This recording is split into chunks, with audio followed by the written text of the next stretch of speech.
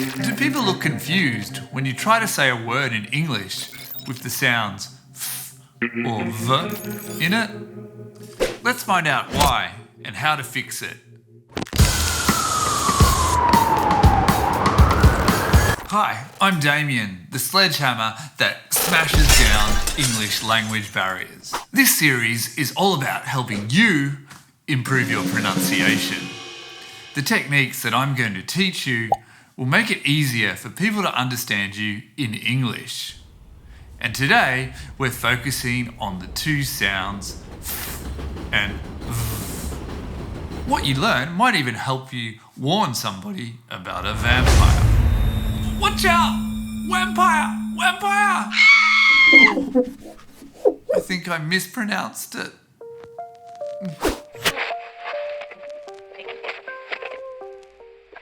Okay, before we look at the individual sounds of f and v, it's important we place them in the big picture of the phonemic chart, or what I like to call the map of the mouth.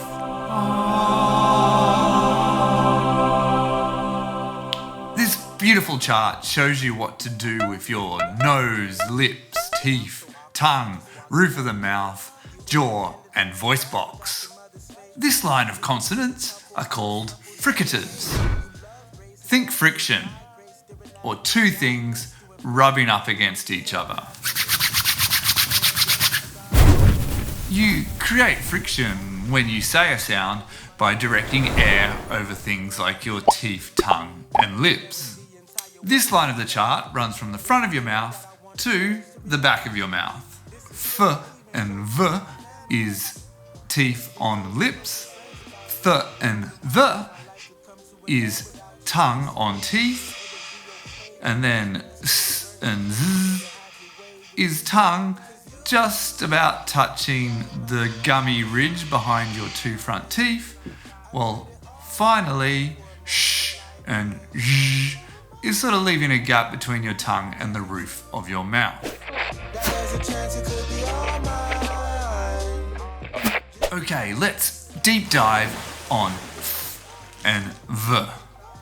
Oh, just a quick warning, I'm about to give you a close-up of my mouth. I know it looks kind of ugly, but I think it's going to help you. So look closely.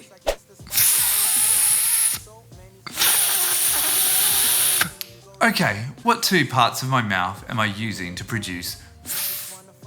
That's right, it's your teeth and lips. Let's go deeper. Which teeth and which lip? If you said your two front teeth touching your bottom lip, you would be correct. To summarize, you produce f by touching your two top teeth onto your bottom lip. Then blow out air between your teeth and your lip. That's the friction. Have a look at this. Fur.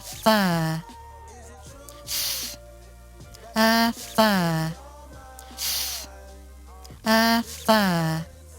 Okay, let's do some experiments to really lock in the position of f in your mouth. Experiment 1. I want you to really put a lot of pressure on your lip with your teeth when you try to say f, like this.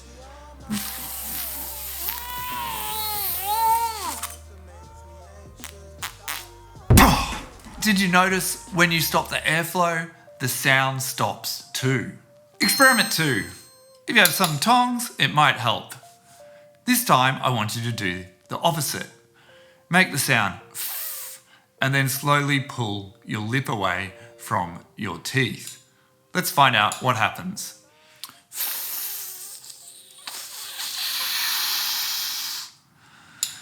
Did you get that?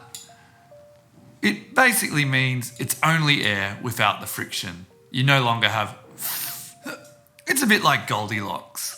Too much pressure, not enough pressure, just right. Once you know v is a walk in the park, It's two sounds for the price of one. Is using air, while v is using your voice box. So once again, place your teeth on your lips, but this time apply a little bit more pressure and turn your voice box on.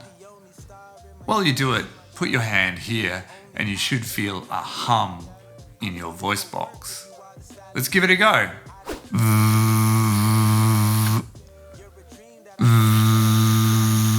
Let's take a look inside.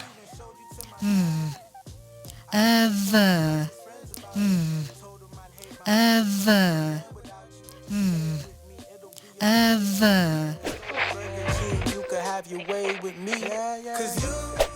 Sometimes when you're first learning a new sound, it's useful to exaggerate it and then bring it back to normal. So with f and v, you give it some good old-fashioned rabbit teeth. V. Also, don't confuse w with v. Did you see the difference there? I'll do it one more time. W, v. That's right. W doesn't really have any friction.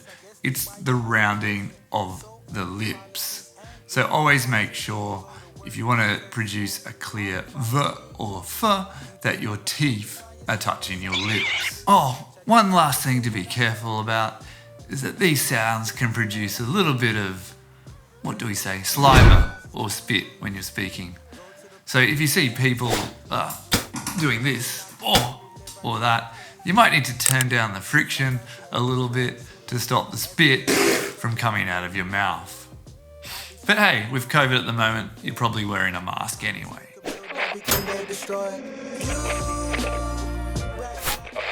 Remember, you need to practice like you're going to play.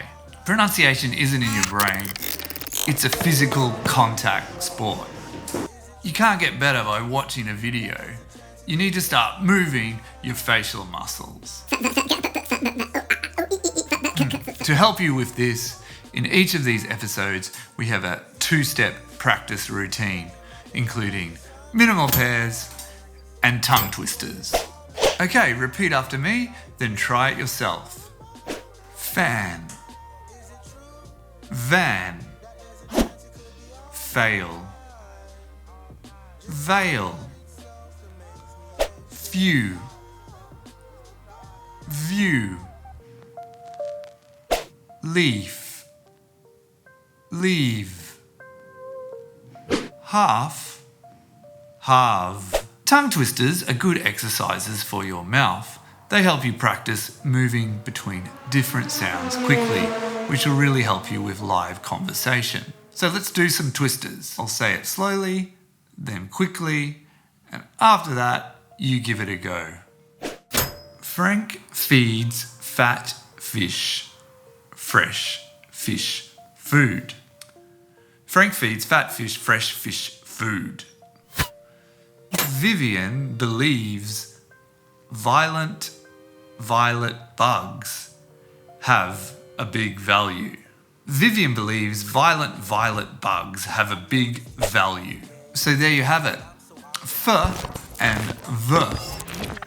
And before you go, make sure you sledgehammer that subscription button to keep on this English learning journey with me. I have over 20 years experience, and I'm sure I can help you reach your English language learning goals. Remember, practice is so important with English. Look for any opportunity to practice these sounds. Use a phone or use a mirror or speak to a friend and see if they can understand your f and v sounds in English. If you keep practicing, you'll get more expressions like this. That's it for this episode, and start taking your English mask off today. See you later. That there's a chance it could be